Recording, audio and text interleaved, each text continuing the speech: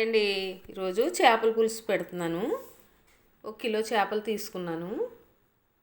అందులో ఒక 4 స్పూన్ల కారం, 1 స్పూన్ ఉప్పు, ఒక అర స్పూన్ పసుపు తీసుకుని చేప ముక్కలు వేసి శుభ్రంగా కలిపేసి మూత పెట్టి పక్కన పెట్టుకోవాలి.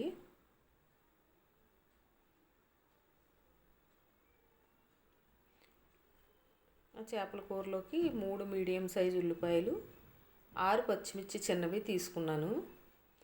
3 లవంగాలు, 1 స్పూను జీలకర్ర, 2 స్పూన్లు ధనియాలు, ఒక 6-7 వెల్లుల్లి రేకలు తీసుకున్నాను. చింతపండు ఒక 50 గ్రాములకి పైన తీసుకున్నాను. నీళ్లు పోసి నానబెట్టాను. ఉల్లిపాయలు ముక్కలు చేసి కట్ చేసి రోట్లో గుజ్జు కింద కుమ్మాలి. కచ్చా రోట్లో కుమ్ముతున్నాను. కొంతమంది మిక్సీ పట్టుకుంటారు. నరిగిపోయినాయి. ఇప్పుడు మసాలా వేస్తున్నాను. వేసి పక్కన పెడుతున్నాను. తర్వాత కుమ్ముకోవచ్చు. పొయ్యి మీద చేపల కూర దాకా పెట్టాను. 6 స్పూన్ల ఆయిల్ వేసాను.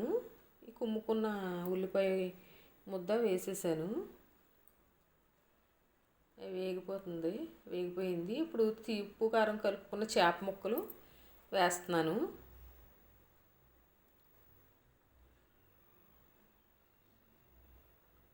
వేసి కలిపి 1 నిమిషం మూత పెట్టాలి. ఇక అలా అవుతున్నాయి. ఈలోపు చింతపండు గుజ్జు పిసుక్కుని ఒక అర లీటర్ నీళ్ళకి నేను చింతపండు గుజ్జు పిసుకు వేసాను.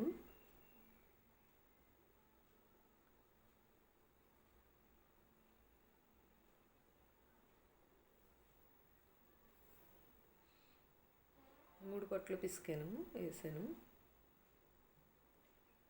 అయ్యండి, అంత వాటర్ అయింది. ఇప్పుడు మూత పెట్టేసి కొంతసేపు ఉడకనిద్దాం.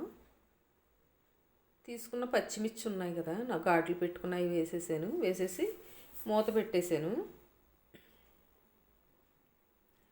అదిగోండి ఉడుకుతుంది చేపల పులుసు. ఉప్పు చూస్తున్నాను. ఉప్పు తగ్గింది.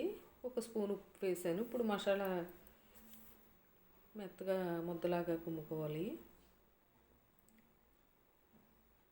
నాకు మిక్సీ పట్టడం ఇష్టం ఉండదు, ఎప్పుడైనా పడతాను. ఇప్పుడు తీసుకున్న మసాలా ముద్ద చేపల పులుసులో వేసేయాలి.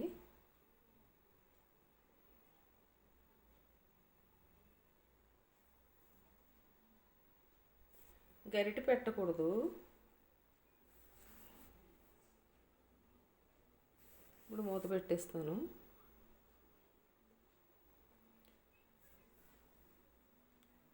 మూత తీసి కరివేపాకు వేస్తున్నాను.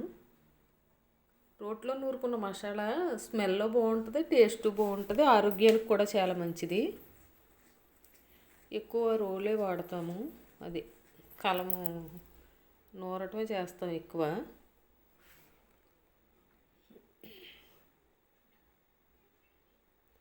ఎగిరిపో వచ్చిందండి. కొత్తిమీర జిమ్మాను. 1 నిమిషం ఉంచాను. అంటే చింతపండు పులుసు కదా, కొంచెం దించాక దగ్గర పడుతుంది. గ్యాస్ కట్టేసాను. అది అయిపోయిందండి. వేడివేడి చేపల పులుసు రెడీ. ఒకసారి ట్రై చేసి చూడండి. ఈ వీడియో నచ్చితే లైక్ చేసి సబ్స్క్రైబ్ చేయండి.